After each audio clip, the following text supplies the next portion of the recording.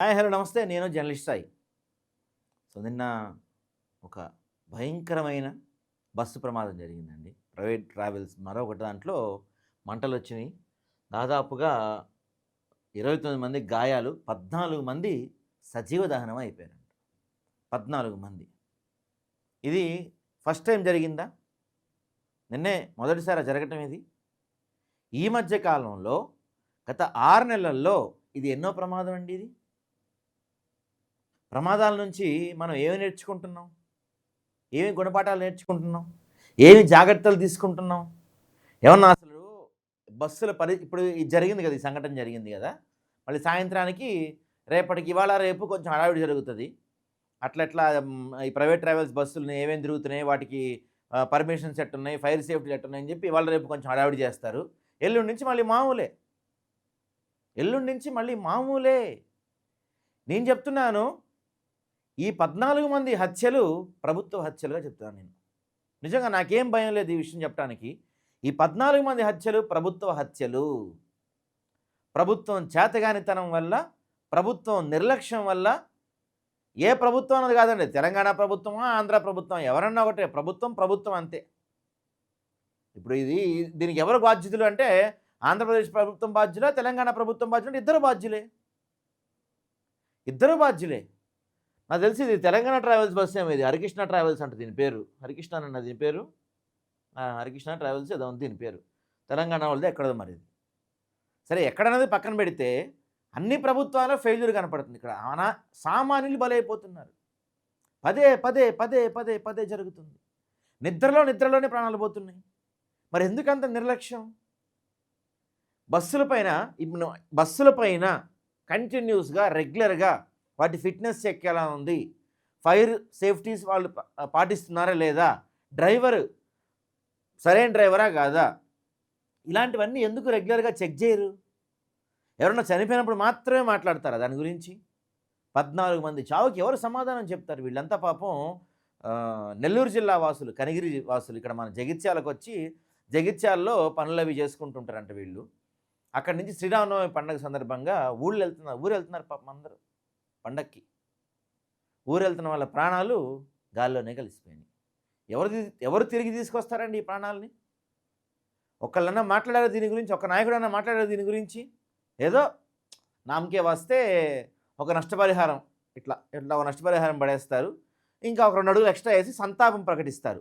అంతకు మించి దీని మీద ఒక్క అడుగు ముందుకేసే దమ్ము ఏ ప్రభుత్వానికి లేదు. ఎందుకో చెప్పనా? ఈ ప్రైవేట్ ట్రావెల్స్ మొత్తం నడిపేది ఈ పెద్ద పెద్ద రియల్ ఎస్టేట్ వాళ్ళు, లేకపోతే పొలిటీషియన్స్, వాళ్ళ బామ్మర్దులు, వాళ్ళ తమ్ముళ్ళు, అన్నలే ఉంటాయి.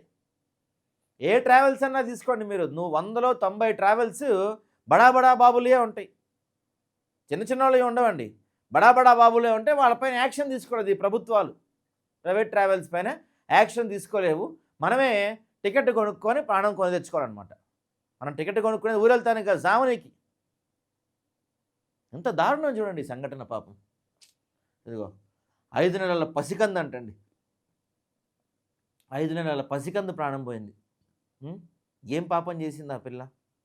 5 నెలల పాప అంటే దారుణం నిజంగా. వారంతా ఉపాధి కోసం పొట్ట చేత పట్టుకొని వెళ్ళారు. శ్రీరామనవమి పండగ ఉందని సొంతూళ్ళకు బయలుదేరారు. మరో 2 గంటల్లో గమ్యస్థానం చేరిపోయేవారే. అంతలో ఉన్నట్టుండి పెద్ద శబ్దం, మంటలు, పొగ. చేతనైన వాళ్ళు అద్దాల పగలగొట్టి కిందకి దూకేశారు. ఈలోపే అగ్నికిరణలు చుట్టుముట్టాయి.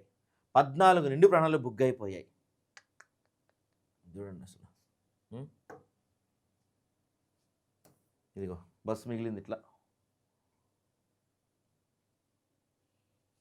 టిప్పరు బోల్తా పడింది, అది పూర్తిగా కాలిపోయింది. అంటే ఈ బస్సోడు ఎంత స్పీడ్గా గుద్దితే టిప్పర్ బోల్తా పడిందండి. ఎంత స్పీడ్తో వెళ్తుంటే టిప్పర్ బోల్తా పడింది. ఇప్పుడు మనకి ఆర్టీసీ బస్సులు ఉంటాయి, ఏపీఎస్ఆర్టీసీ అయినా తెలంగాణ ఆర్టీసీ అయినా సరే, ఈ బస్సులకి ఒక స్పీడ్ లిమిట్ పెడతారు. మ్యాక్సిమం స్పీడ్ అవి 80 దాటిపోవు అనమాట. సూపర్ లగ్జరీ అయినా, ఈ ఓల్వాలు, గరుడ లాంటివి అయినా సరే, ఏపీఎస్ఆర్టీసీ మ్యాక్సిమం 80, 100 కూడా ఉండదు అనుకుంటున్నా, తెలిసి 80 ఉంటుంది. మరి ప్రైవేట్ ట్రావెల్ బస్సులకి ఎందుకు అట్లా స్పీడ్ లిమిట్ పెట్టరు? భయమా? వాళ్ళు ఏమన్నా స్పీడ్ లిమిట్ పెడితే వాళ్ళు ఏమన్నా అంటే భయమా మనందరికీ? స్పీడ్ వల్ల జరిగింది ఇది. ఇక్కడెక్కడో చూశాను నేను. ఇదిగో అతివేగం వల్లే అంట. రోడ్డు మలుపులో మృత్యువు మాటేసింది. ఎదురుగా వస్తున్న టిప్పర్ మీదకు ట్రావెల్ బస్ దూసుకెళ్ళింది. నేరుగా టిప్పర్ డీజిల్ ట్యాంకర్ని ఢీకొట్టిందంట. అదే సమయంలో బస్ బ్యాటరీ పేలిపోయింది. వెరసి 14 జీవితాలు నిలువున బుగ్గైపోయాయి. హరికృష్ణ ట్రావెల్స్ బస్సు డ్రైవర్ నిర్లక్ష్యం, తప్పిదాలే ఈ ఘోర ప్రమాదానికి కారణమయ్యాయని చెప్తున్నారు. ఘటనా స్థలం ఎస్ ఆకారంలో మలుపు ఉందని, అలాంటి చోట అతివేగంగా బస్సు నడుపుతూ రాంగ్ లైన్లోకి వెళ్ళిపోవడమే ప్రమాదానికి దారితీసిందని చెప్తున్నారు. ట్రావెల్ బస్ రాంగ్ లైన్లో మితిమీరిన వేగంతో రావడంతో ఎదురుగా సరైన లైన్లో వస్తున్న ట్రిప్పర్ డ్రైవర్ ప్రమాదం నుంచి తప్పించుకుని తన వాహనాన్ని కుడివైపు తిప్పాడు. దీంతో బస్సు వెళ్ళి నేరుగా టిప్పర్ డీజిల్ ట్యాంక్ని ఢీకొట్టింది. అందులోని డీజిల్ బస్సు పైకి చిమ్మటం వల్ల మంటలు చెలరేగి క్షణాల్లో అంతా వ్యాపించాయి. బస్ డ్రైవర్కు లైసెన్స్ అంటే ఏ లైన్లో వెళ్ళలేదన్నమాట. రోడ్డు మార్కింగ్లపైన అవగాహన కొరటపడటం కూడా ప్రమాదానికి కారణమయ్యాయి. బస్సులో వేగంగా మండే స్వభావం కలిగిన పదార్థాలు ఉండటం కూడా మంటల వ్యాప్తికి కారణమైందని తెలుపుతున్నారు.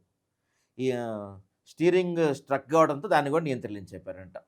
డ్రైవర్ నిద్రమత్తు వల్లే జరిగిందని చెప్తున్నారు. ఇప్పుడు డ్రైవర్ నిద్రమత్తు వల్లే జరిగి ఉండొచ్చు 100% దాంట్లో, నేనేం కాదంటాను. ప్రైవేట్ ట్రావెల్స్లో నేను గతంలో కూడా దీని గురించి ఒక వీడియో చేస్తే ప్రైవేట్ ట్రావెల్స్ వాళ్ళు పెద్ద ఎత్తున నా మీద గొడవకు వచ్చారు. అట్లెట్లా అంటారు మీరు ప్రభుత్వం మన ఆర్టీసీ బస్సులు ఇట్లా జరగవా, ప్రైవేట్ వాళ్ళని మీరు ఎలా తప్పడతారంటే ఎందుకే తప్పడతాను నేను. ప్రభుత్వంవి జరుగుతాయి, ప్రైవేటువి జరుగుతాయి, కాదంటలా నేను, జరుగుతున్నాయి. ఒకళ్ళనొకళ్ళు తప్పులు పట్టుకుంటే సరిపోదు కదా. దానికి ఏంటి సొల్యూషన్, ఏంటి, ఏం చేయాలి, ఇది కదా మనం ఆలోచించాల్సింది. ఈ అంశం పైన కదా మనం మాట్లాడుకోవాల్సింది. ఆ డ్రైవర్కి లేని సెన్స్ లేదు. అంటే ఈ రోడ్డు మీద గీతలు గీసుంటాయండి. మనం వెళ్తున్నప్పుడు మీరు అబ్జర్వ్ చేస్తే హైవేల పైన రోడ్ల మధ్యలో గీతలు గీసుంటాయి. అంటే ఒక్కోసారి స్ట్రైట్గా గీసుంటాయి, ఒక్కోసారి ఆగి గీసుంటాయి. ఇట్లాంటివి ఉంటాయి. అదంటే దాన్ని బట్టి ఆ లైన్స్ని బట్టి అక్కడ క్రాస్ చేయాలా వద్దా, స్పీడ్ చేయాలా వద్దా, ఓవర్టేక్ చేయాలా వద్దా అని ఉంటాయి అన్నమాట. ఇవన్నీ ఎవరికి తెలుసు? మొత్తం 14 మంది సజీవ దహనం, 29 మంది గాయాలు. వాళ్ళ పరిస్థితి కూడా పాపం బాగాలేదంట. ఇక్కడ ఒకటి నేను చూశాను, భలే బాధేసింది అసలు ఇది చూస్తే నాకు.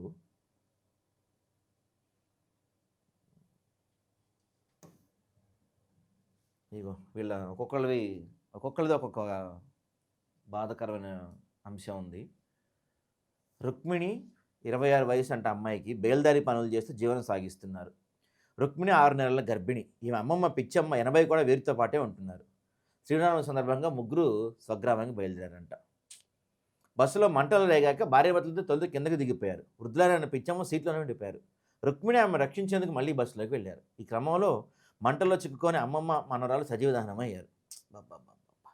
చూసారా పాపం, మేము దిగేసిందంట ఫస్ట్ రుక్మిణి, కానీ అమ్మమ్మ బస్సులో ఉండిపోయిందని అమ్మమ్మను కాపాడటానికి వెళ్ళాం, చనిపోయిందంట. దారుణం చూడండి. ఇదైతే నిజంగా నాకు ఇది చదువుతున్నప్పుడు కళ్ళల్లోంచి నీళ్ళు వచ్చేసినాయండి. నాకు ఇది చదువుతున్నప్పుడు, అది విన్నప్పుడు కూడా నాకు చెప్తుంటే కూడా నిజంగా నాకు భావోద్వేగం ఆగట్లేదు. అంటే తల్లి ప్రేమ అని చెప్తాం చూసారా మనం, తల్లి ప్రేమ గొప్పది, ప్రాణం ఇవ్వటానికైనా తల్లి ప్రేమ వెనకాడదని చెప్తాను చూసారా. ఈ సంఘటన దానికి ఉదాహరణ. కొడుకును కాపాడి తల్లి చనిపోయింది పాపం. కనగిరి మండలం మండాది వారి పాలనకి చెందిన ఉప్పు మాల్యాద్రి రమాదేవి ఉపాధి నిమిత్తం తెలంగాణలో జగిత్యాలకు వలస వెళ్ళారు. కూతురింట్లో జరుగుతున్న శుభకార్యానికి కుమారుడు మనోహర్తో కలిసి తల్లి రమాదేవి బయలుదేరారు. మరో గంటన్నరలో కనిగిరి చేరుకుంటారనగా బస్సులో మంటలు కమ్మేశాయి. బస్సు కిటికీ నుంచి కాస్త బయటపడ్డ మనోహర్ తల్లి రమాదేవి రక్షించేందుకు చేయి పట్టుకొని లాగేందుకు ప్రయత్నించారు. అప్పటికే మంటలు పెద్దవి కావడంతో తాను చనిపోయినా పర్వాలేదనుకొని కుమారుడు బతికించాలనుకున్న తల్లి ఆయన్ని బయటకు నెట్టేయడంతో కిటికీలోంచి కిందకి పడిపోయాడు. తర్వాత ఆమె బయటపడే దారి లేక సజీవ దహనం అయింది. మనోహర్ కిటికీలోంచి దూకే ప్రయత్నంలో కాలు విరిగి గాయాలు పాలయ్యారు. తనను రక్షించి అమ్మ తనువు చాలించిందంటూ ఆయన రోధించిన తీరు అందరినీ కన్నీరు పెట్టించింది. నిజంగా ఎంత చూసారా, ఎవరు దీనికి సమాధానం ఎవరు చెప్తారు? వీటన్నిటికి వీటన్నిటికి ఎవరు సమాధానం, ఎవరు బాధ్యులు వీటికి? అయ్యే పాపం చూడండి, చిన్న పిల్లడు లియో అంట. అనిల్ 27, సౌజన్య దంపతులు. వీరికి 5 నెలల కుమారుడు లియో ఉన్నాడు. అనిల్ తెలంగాణలోని కామారెడ్డిలో ఒక ప్రైవేట్ సంస్థలో ఉద్యోగం చేస్తున్నారు. 3 రోజులు సెలవు రావడంతో అంతా కలిసి స్వగ్రామానికి వెళ్ళారు. మరో అరగంటలో ఊరు చేరుకుంటారనగా బస్సు ప్రమాదానికి గురైంది. ముందుగా అనిల్, సౌజన్య బస్ దిగారు. చిన్నారి బస్సులో ఉండిపోవడంతో అనిల్ లోపలికి వెళ్ళారు. తిరిగి వచ్చే క్రమంలో అగ్నికిలలో చిక్కుకొని తండ్రి కుమారుడిద్దరూ చనిపోయారు. పాపం ఇతను బస్సు ప్రమాదంలో కోలా బాలరాజ్ అనే వ్యక్తి 8 మందిని కాపాడి తాను ప్రాణాలతో బయటపడ్డారు. గ్రేట్ నిజంగా బాలరాజ్ గారు. మార్కాపురం జిల్లా తక్కెళ్లపాడుకు చెందిన ఆయన తెలంగాణలోని కామారెడ్డి జిల్లాలో బేల్దారి మేస్త్రిగా పనిచేస్తున్నారు. పనుల కోసం కూలీలను తీసుకెళ్లి బస్సులో స్వగ్రామం వస్తున్నారు. ఈయన మేలుకొనే ఉన్నారంటండి. ప్రమాదం జరిగినప్పుడు ఒక్కసారిగా భారీ కుదుపు వచ్చి ఒకరి మీద ఒకరు పడిపోయారు. బస్సు ముందు భాగం నుంచి మంటలను గుర్తించి ఇనపరాడుతూ ఎడమ వైపున అద్దాలు పగలగొట్టాను. అందులో ఉన్న 8 మందిని కిటికీలో నుంచి బయటకు దించి వెంటనే నిన్ను దూకేశాను. మరో మహిళ అరుస్తున్నా ఆమె సీట్ల కింద ఇరుక్కుపోవడంతో కాపాడలేకపోయాని చెప్పి ఈయన కన్నీరు పెట్టుకున్నారంట. కారకులను ఉపేక్షించమని చెప్పి హోంమంత్రి గారు చెప్తున్నారు. రవాణా మంత్రి గారు కూడా చెప్తున్నారు. ఏం చేశారు? గతంలో జరిగిన వీటికి ఏం జరిగింది? ఎవరిపైన చర్యలు తీసుకున్నారు ఇప్పటి వరకు? బస్సు డ్రైవర్ల పైన ఏమన్నా ఎంక్వైరీ ఉంటుందా? అన్ని బస్సుల ఫైర్ నామ్స్ పర్ఫెక్ట్గా ఫాలో అవుతున్నారో చెక్ చేస్తున్నారా? ఇవన్నీ రెగ్యులర్గా జరగాల్సిన ప్రాసెస్ అండి. ఎప్పుడో నెలకోసారి చేస్తూ మాత్రంగా పక్కన పడేస్తే కాదు. ఇదంతా రెగ్యులర్గా జరుగుతూ ఉండాల్సిన ఒక ప్రక్రియ. అలాంటివి మనం ప్రభుత్వాలు చేయడంత వరకు ఇలా మనం ఇదిగో ఈ ట్రావెల్స్ బస్సు మరి ఇతనికేం కాలేదండి, డ్రైవర్కి చూడండి అట్లుంటుంది. మరి ప్రమాదం జరిగిన వెంటనే ట్రావెల్స్ బస్ డ్రైవర్ బస్సులోంచి దూకేసి పొదలో దాక్కున్నాడు. కాసేపటికి పోలీసు అతను అదుపులో తీసుకుని ఆసుపత్రికి తరలించారు. ప్రమాదం ఎలా జరిగిందంటే స్టీరింగ్ పట్టేసిన ఒకసారి చెప్పాడంట. మరోసారి టిప్పర్ డ్రైవర్ రాంగ్ రూట్లో వస్తున్నాడని, దాంతో తాను కుడివైపుకి పోనిచ్చానని, ఎదురుగా మరో కారు రావడంతో మళ్ళీ ఎడం వైపు వచ్చి టిప్పర్ని ఢీకొట్టా అన్నాడు. తెల్లవారుజాము 4 గంటల సమయంలో ఎర్రగొండపాలెం టోల్గేట్ దాటిన తర్వాత కొంత సమయం బస్సు నిలిపారని, ఆ సమయంలో బస్సుకు మరమ్మతులు చేశారని, తర్వాత డ్రైవర్ మారాడని ప్రయాణికులు చెప్తున్నారు. బస్సులో 5 కిలోల ఖాళీ సిలిండర్, ఆయిల్ డబ్బాలు వెనక భాగంలో ఉన్నాయి. ఆయిల్ అంటుకుంటుంటే మరింత ప్రమాదం జరిగేది. ప్రమాద కారణమైన డ్రైవర్పై కేసు నమోదు చేశారని చెప్తున్నారు. కేసు నమోదు చేసినా ఏం చేసినా తిరిగి రారు కదండి. ఇప్పటికైనా అంటే నేను చెప్తుంది ఏంటంటే, సరే మనం మేలుకోలేదు, ఇప్పటికీ మేలుకోలేదు, ఇప్పటికైనా కళ్ళు తెరవండి. 2 తెలుగు రాష్ట్రాల్లో ఉన్న ఈ ప్రైవేట్ ట్రావెల్స్ బస్సుల పైన గట్టిగా నిఘా పెట్టండి. అన్ని బస్సులు తరువులు చెక్ చేయండి, డ్రైవర్లు చెక్ చేయండి. డ్రైవర్లకి రోడ్ సెన్స్ ఉందా, లేన్ సెన్స్ ఉందా, వాళ్ళకి ఎంతవరకు డ్రైవింగ్ వచ్చు, మన ఈ డ్రైవింగ్ నామ్స్ ఉంటాయి కదా, అవి ఎంతవరకు వాళ్ళకి తెలుసు. ఇవి మీరు చర్యలు చేపడితే మరోసారి ఇలాంటి ప్రమాదం జరగకుండా ఉంటుంది. ఏం కాదులే, మనకు వస్తున్నాయి, లేకపోతే మన తమ్ముడో మన చుట్టమో మన బామ్మర్దో అనుకుంటే ఇంతే అవుతుంది.